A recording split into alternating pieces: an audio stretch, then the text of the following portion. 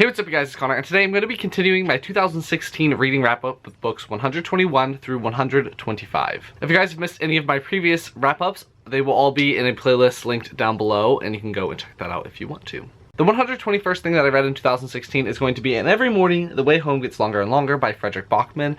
This is a novella that just recently came out, I think on November 1st? November 6th. One of those two, I can't remember. It's November 1st. And it follows a grandfather and his grandson named Noah. And the grandpa is trying to hold on desperately to the memories that he finds the most dear. And he's really trying not to forget his grandson. And it's just a very quick little story about how devastating it is for people in your life to have Alzheimer's and, you know, start to forget everything.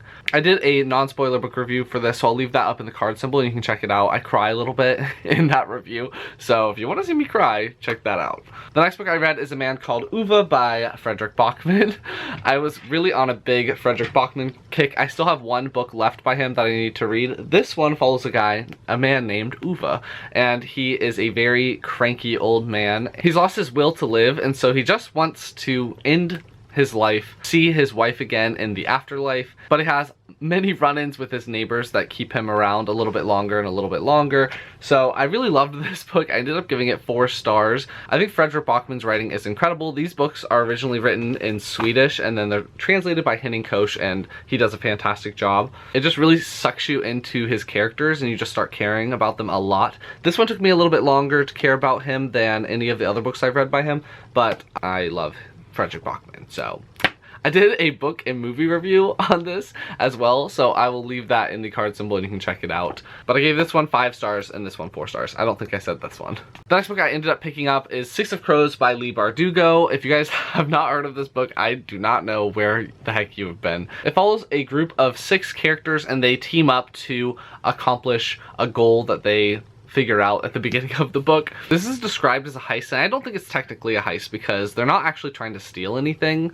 They're trying to save someone. So I wouldn't technically call this a heist. They're just trying to save someone. But I did really enjoy it. I think I ended up giving it 4 stars because the beginning was so slow. I didn't feel like very much was happening for the longest time. And then once stuff started to happen, it was like, oh wow, okay, I'm in. But it took me a little while to get into this book, probably around 200 pages or so. So yeah, ended up giving it 4 stars. Definitely excited to read Crooked Kingdom, which came out, but I'm really far behind the times, so I'll be reading that one at some point. This one also has one of those characters that knows everything and is a master planner. It makes me think a little bit of The Lies of Locke Lamora by Scott Lynch, where there's a character, Locke Lamora, who just knows all of the stuff ever in the world and has this master plan and takes into account all of these different things that could possibly happen, and he has backup plans and everything like that. I really enjoyed seeing all the plans come into fruition, and I really enjoyed the characters after I got into the story, so now I'm invested. I want to know what's going to happen to them. Also, this is in the same world as the Grisha trilogy, and I actually do think that you benefit from reading the Grisha trilogy first. You don't have to, but I think that you have a better grasp on the world straight off the bat when you have read the Grisha trilogy and you know the different powers and everything like that. I would probably suggest giving the Grisha trilogy a shot, at least the first book, and if you don't like it, then switch and read this one. But yeah, moving on. The next book I finally finished is The Providence of Fire by Brian Staveley. This one took me quite a while to finish because it's a little bit larger and it's also epic fantasy. This series follows 3 siblings. They're the children of the Emperor, but at the beginning of the first book, the Emperor is murdered, and so the 3 children have to come together and try to save their empire for themselves. One thing I really like about this series is that the 3 kids, they're not kids, they're now grown, but the 3 kids are not in contact with each other, and so a lot of miscommunications happen, and a lot of the things that are happening in this book are because they cannot contact one another and figure out a plan together. So they're all trying to do the best that they can, but it just causes problems for everyone else. So it's super entertaining. I really liked this book a lot. It was very political intrigue. What the heck is gonna happen?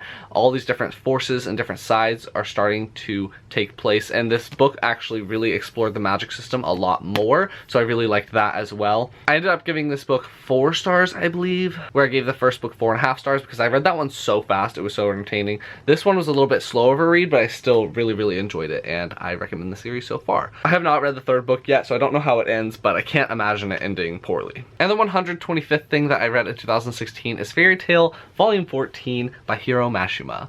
If you guys watched my beginning of the year wrap-ups, this series popped up a lot because I really enjoy the fairy tale anime, so I wanted to read all the manga, but I got held up because manga's expensive and you read it in like an hour. So I've slowly started to collect the volumes again, and I really enjoyed this one a lot. I actually think that I gave this one 4 stars as well. There was like a little run here that I gave so many books 4 stars because I really enjoyed them, but they weren't 5-star reads for me. This was another one. This one follows another huge battle that's happening within the fairy tale guild, so there's a lot of people that are taking sides within the guild and fighting each other. I really enjoyed it. If you want to see what some of the artwork looks like, it looks like that, and I just love fairy tale, so I'm going to be continuing with this series as well. It follows a group of characters within a wizarding guild, and all of the characters have different powers and different abilities, and I just think they're all so weird and quirky and amazing and entertaining, and their friendships are amazing, and that's what I mainly read this series for, is the magic and the friendships. It is considered more fan servicey, so all the girls are very shapely and have big breasts and big booties, and all the guys have like huge pecs and ripped abs, so yeah. Know that before going in. Those are going to be the next 5 things that I read in 2016. Let me know down in the comments what you've been reading. If you like this video, please give it a big thumbs up, and I will talk to you guys next time.